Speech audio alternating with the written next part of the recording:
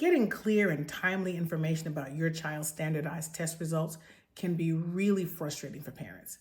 If you've ever looked at a score report for standardized tests and felt completely lost, you're not alone. So much emphasis is placed on these year-end snapshots. So why isn't there more clarity when it comes to what the scores are and what they really mean?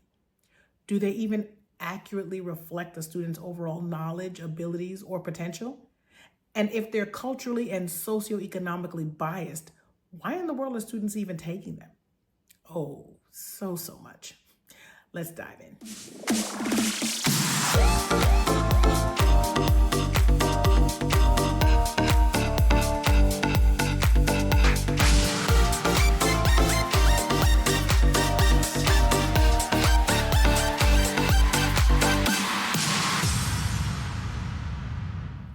First of all, there can be a lot of confusing jargon that makes it hard to know what the numbers on a score report actually mean. For instance, are the results reported in raw scores, scaled scores, percentile ranks, or standard scores? Yeah, so it's not surprising that a lot of parents don't even know where to start when trying to understand their child's true progress. And what role do standardized scores play in promotion or retention? Parents don't always get enough context to understand what the scores really say about their child's strengths and struggles, or what they should even do next.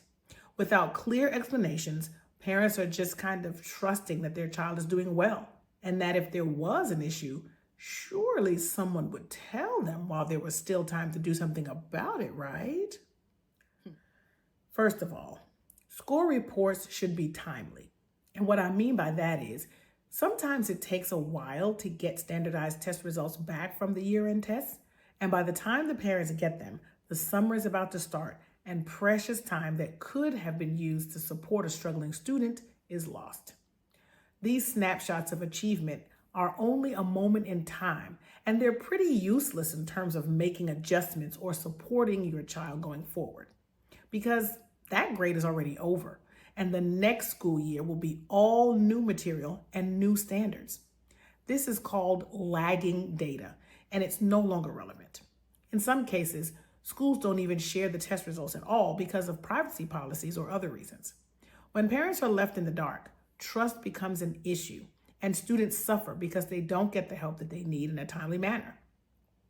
In a previous video, I mentioned a friend of mine whose son is in the 8th grade, but is reading several grade levels below that. And I'm sure that trend was evident in his standardized test results. But did anyone take the time to explain that to her? Probably not.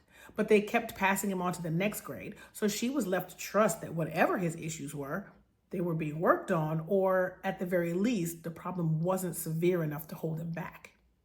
He slipped further and further behind before anyone bothered to tell her that there was a serious problem. Years ago, my state had policies that stopped students at the 3rd grade and or the 5th grade and retained them if they weren't proficient in reading and math. But current policies support promotion whether students pass or fail, so everyone moves on. This is because research says that it's damaging to retain a child. But I contend that it's even more damaging to send them on to the next grade without being prepared, or at least sending them with a well-structured intervention plan to catch them up. So what's the point of standardized testing at the end of the year? Well, again, it's just a snapshot in time that's made up of lots of factors that may not accurately reflect your child's achievement level. For instance, maybe they didn't get a good night's sleep. They may have missed breakfast, or they had an argument with their sibling that morning. Maybe they're just feeling nervous because they have test anxiety. Any number of things could have affected their performance aside from their academic ability alone.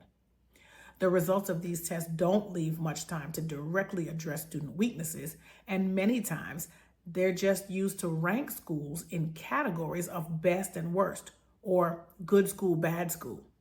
This kind of data can also become part of an amenities list when people are house hunting in terms of good or bad neighborhood schools. In my opinion, the better option is standardized tests that are taken 3 times a year that measure progress and growth, rather than a single snapshot at the end of the year when it's too late to make any instructional adjustments or address any weaknesses. So, It's important for parents to know how to interpret the test results because one thing is clear. You have a right to know how your child is doing, and the schools have a responsibility to keep you informed. But here's the thing. Data is collected and shared in a way that supports a message. So the information that's shared is what the district wants the public to focus on. For example, my district pushed articles in the newspaper that highlighted the fact that for 3 years in a row, we scored higher than the state average on 1 out of 27 tests that were administered in grades 3 through 12. 1 out of 27 that were administered in grades 3 through 12. Okay, I find two things wrong with that. First, we're below the state average on 26 out of 27 tests administered across all grade levels. And second, they left out the state average that we did so well to surpass. They're being evasive. So I looked up the state averages for proficiency in ELA and math for each grade level, and my state average for ELA is, wait for it, 39.5%. 39.5% proficient. And in math, it's 38.7% proficient. This data is being reported with a positive spin to make it seem as if we're on the rise or making progress. But statewide, we have proficiency levels below 40%. And we scored higher than that on only one test, which was, by the way, 8th graders who took the high school physics test. Now, correct me if I'm wrong, but 8th graders that are taking a high school physics course are probably going to do well anyway. I'm just saying. This is purposely misleading, and it offers the public a false sense of security. This is fake news. So here's what you should know. Whatever state you live in, you can find these scores on your state's DOE website because they're public information. Look up the name of your state standardized test, and you should easily find the results. The website will also have information on how the scores are reported, whether or not they're shown as scale scores, percentile ranks, or proficiency levels, and it will also show comparisons at the state, district, and school level. Many states also use this data to determine promotion and retention rates and certain types of funding. And recently in the news, I saw that one state is planning to base teachers' salaries on student performance rather than years of teaching experience, starting in the 2026-27 school year. Yeah, that's going to be a hot mess.